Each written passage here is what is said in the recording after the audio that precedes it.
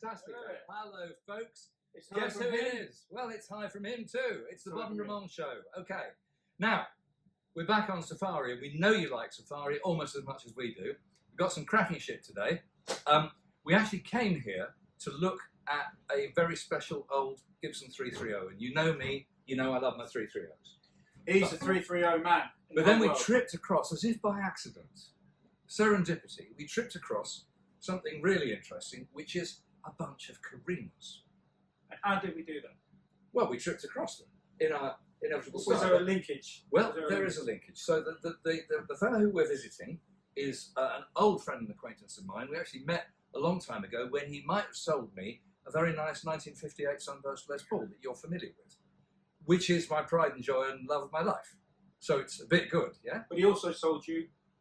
He also sold me my red 330 single pickup for not very much money. As you know, that's my favourite guitar of all. And his name is? So he's got a lot of form, and his name is Mick.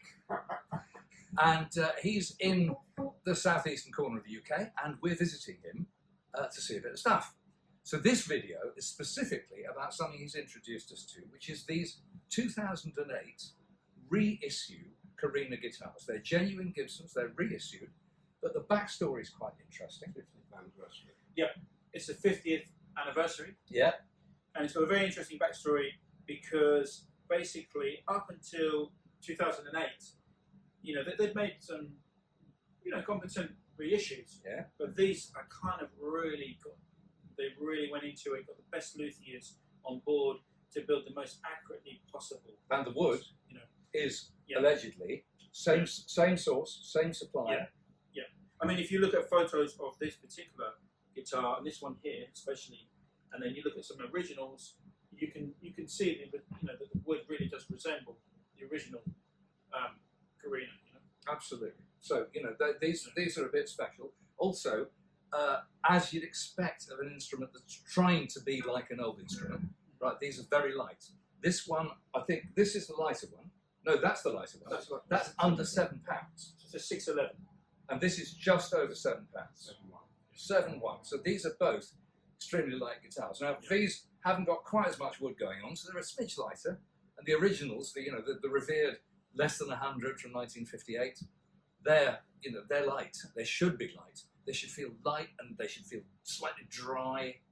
I mean, if you ever get the chance to even, gawp at one, it's great, But other things, the necks on these are not small.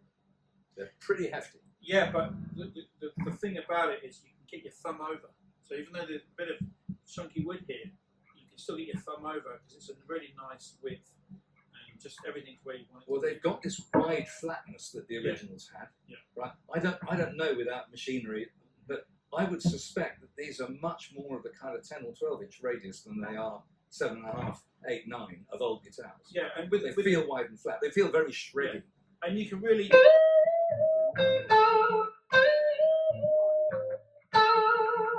can really sort of bend, tone and a half. I'm told that they are only 9.5. They feel and look wider and flatter, both of them. Yeah. And these guitars are very similar, but like old guitars, if you get two identical old guitars, they're not identical, nor are these. So they're really interesting. Which is indicative of being handmade guitar, because they're always going to be slightly different. There were 100 of these Korinas made. There's 100 V's and 100 Explorers. Sorry, there's 100 of each. There's 200. Okay, right. Which is quite interesting. So there's 100 V's, which is about the same as there ever were in the legendary days. There's 100 Explorers, which is between 2.5 and 5 times as many as were ever made. Yeah. So let's hear a bit of this guitar. We've already heard this. I'm going to give you a bit of Santana here, in the key of G minor. Aggressive Santana. No, we're doing a little mellow.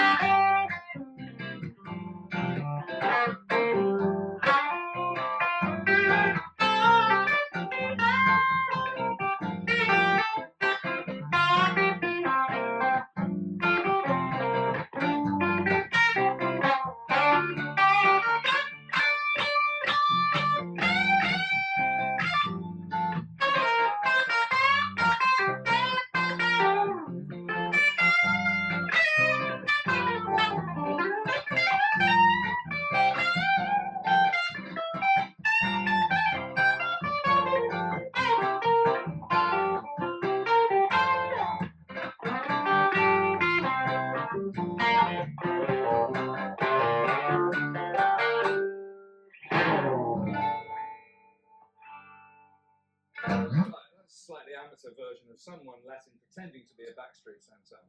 But there you go. Hey, do you know, we're halfway through a video and we haven't even talked politics yet. Oh, yeah, we're going to have to, yeah. So, since you last met us, we've had a general election in the UK.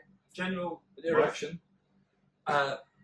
Entirely new bunch in power. Everything's changing. Who knows? You've got to be optimistic. So his man got in Parliament. My man? Your man, Farage. Nah. Oh, Farage? Yeah, your man. Why does everybody think I'm bloody Nigel Farage supporter? I'm not. But he did. He's in. Along, by the way, I'll move off politics. A Liberal Democrat Party that has suddenly stopped banging on about proportional representation. Because they never used to get any seats by proportional representation. Now they've got 37 seats. Yeah. They seem to like the first past the post system. Hey, but back to the guitars, which is the star of the show. So, here we are. I just want to say this. Gorgeous George unfortunately got kicked out. That means that there's going to be no interesting conversations between him and For our international viewers, Gorgeous George is quite an eccentric, I think he's a Scotsman, who has a very interesting positioning somewhere between Islamophile, working class, but yet quite stern, complex politician, very charismatic. That he's actually one of the things that kind of makes British politics interesting, but he's been bumped for the time being, so he's back in the sidelines for a bit. But like our friend Farage, he'll be back. Yep. Anyway, I think we should move on pretty quickly. I think we should actually get the other Korinas out as well. Have we got anything more to say about these? The only thing is, I was supposed to be playing it like this, right, and I forgot. And it's a miracle it didn't actually slide off and we didn't have the Titanic on. You handled that pretty well. It's the grip. It's the grip. Yeah. But I've got to say, these are, one thing I want to say about these ones is they've got a lot of treble and a lot of bite, and that's a classic Albert King tone that you know when you're playing those kind of blues licks. Only a Flying V can do that. Yeah. And I mean, like the original Flying V's are aggressive guitars. Yeah. They're not shrinking. They're a bit like holding Pavarotti in your arms. They really want to shout. Yeah, and it's just beautiful design. And even though it's basically a very similar construction, although these are two-piece bodies and an Explorer is one piece, they do sound remarkably different. Yeah, they do. Now, I mean, one thing we should say is that these at the moment are being pegged as a bit of a secret, because there are a few people in the world who know about these things and who are basically trying to amass quite a few of them. I mean, we're in a house with 4. Yeah. There are some guys over in the States who really take these seriously. These guitars never really sort of reached the market because all the people they went through thought, these are good, hold on to them, mothball. Yeah. So it's quite interesting to be able to come across these because most people, now I confess, I'd never even heard of them until their owner said, have you ever heard of these? Never even heard, didn't know they existed. And they're quite hard to find because people are hunkered down on. Yeah. So let's move on to the Explorers and see what you think. The Explorers are slightly better mannered. These are the hooligans. The Explorers are slightly more like a regular guitar in feel and tone, but still part of a particular piece. So,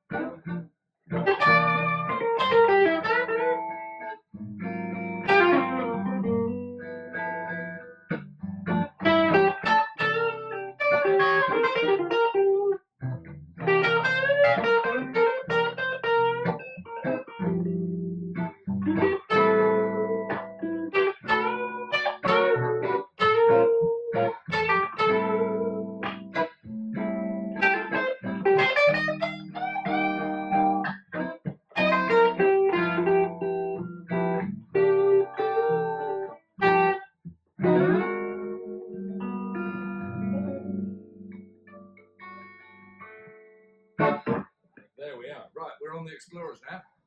I hope you picked up already from that. Maybe I was kind of over-exaggerating it when I soloed there, but these are definitely woodier, right? Still very similar kind of neck profile, still quite big, wide flat, 58-ish, very all there.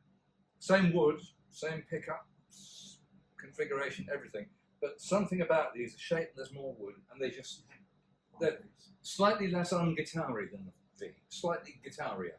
Yeah, and more civilised. They're more for the civilised man, such as this The gentleman. Pipe and Slippers Brigade. Yeah, you can just like put it. It's just that nice little sort of curvature there for your leg, and the only thing is this thing here. But when you're walking through your doorway, just be careful of the fin here. Or negotiating with the drum cymbals, Yeah, the rotating knives.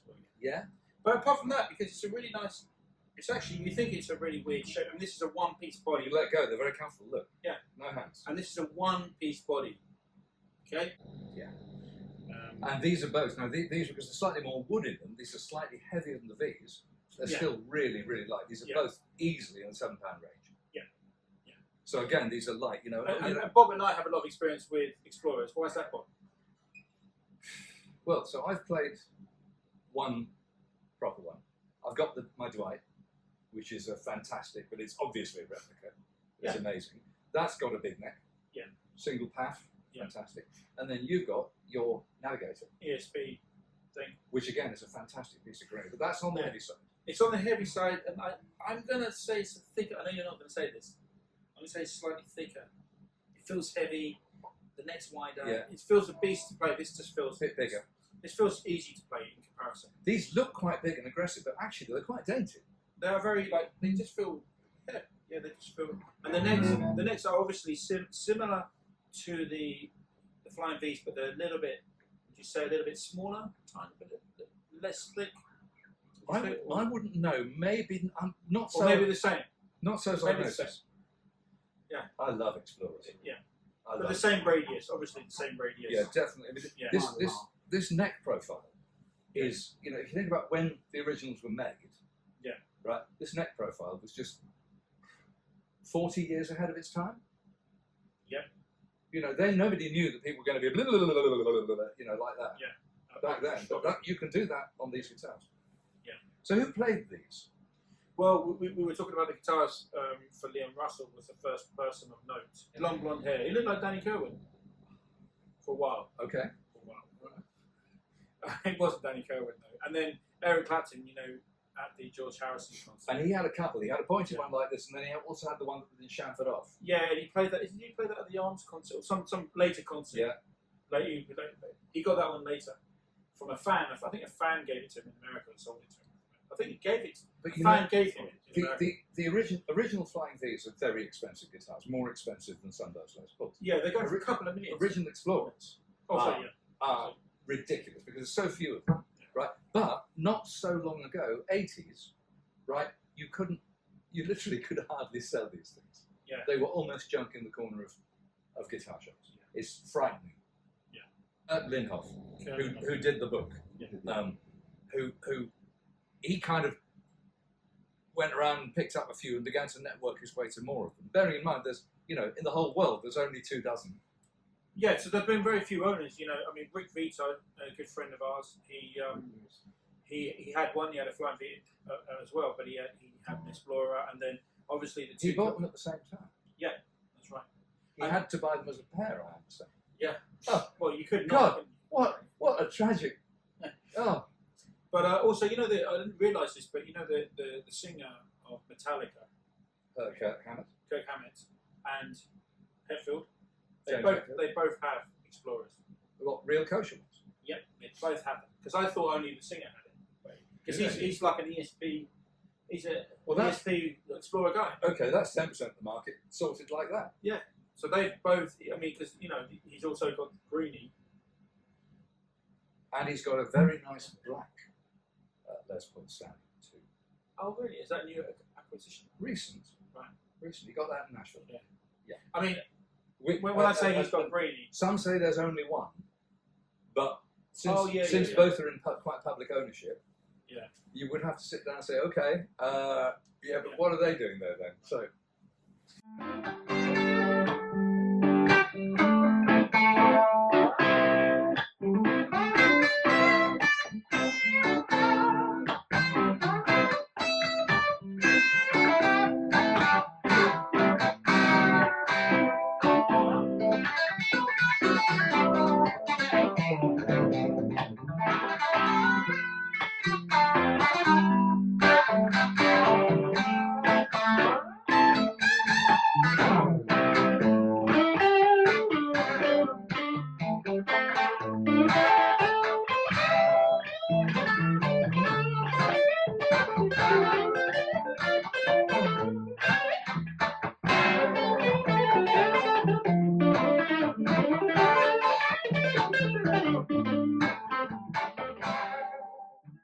Sounds really nice. Yeah. Sounds nice. Yeah, this one's really.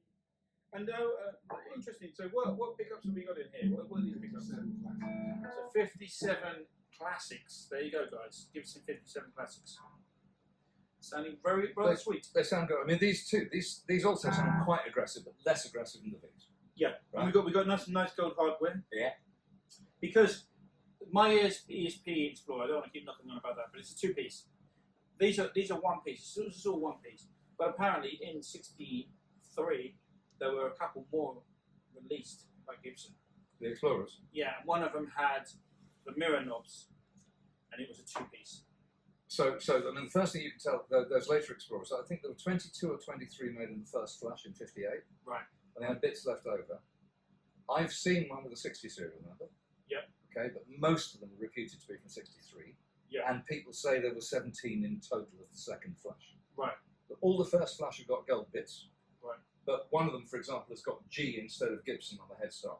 Things like that. They're all a bit handmade, a bit funny. The later flush are all nickel parts, and being later, reflector top knobs. And I think one of the later ones even had a Bixby. I think there's more than one with a Bixby. Right. Yeah. Right. Yeah. So I think we should leave this on a bit of a cliffhanger, really, because it's going to be interesting to see where these go. As I've said, these things are kind of in hiding at the moment. They're sort of below the radar, but you know, like with this market, everyone gets aware of everything. People like us don't help. We're kind of fanning the flames here. It'll be interesting to see where it goes, because these instruments could be, given the prices that some, you know, brand new, knocked up reissue things are going for, limited editions, you know, they're going for 15, 20, 30, 50 grand, right? It seems to be that this is almost like a bit of low-hanging fruit in that market. Yeah. So if you ever come across these guys, definitely check them out because these are rather nice. So we're gonna call it a day here for now on these. Yeah. We're going to thank our host very much for hosting us. We're actually going to move on and probably make another video or two while we're here, which I'll edit and knock out in a little while. But this will probably be the first one to go. Yeah. He's off to Cuba. I'm off to Havana. Hola, ¿cómo estás?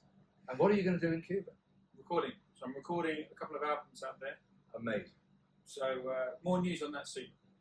So that's it from us. Can I take this over to Cuba? Stick out of your backpack too much. I don't think it would come back in one piece. Oh. So for now, it's Hasta la Vista Baby from my friend here. And it's a jolly good show, and goodbye from him. Rather. See you next time. Cheers. Okay.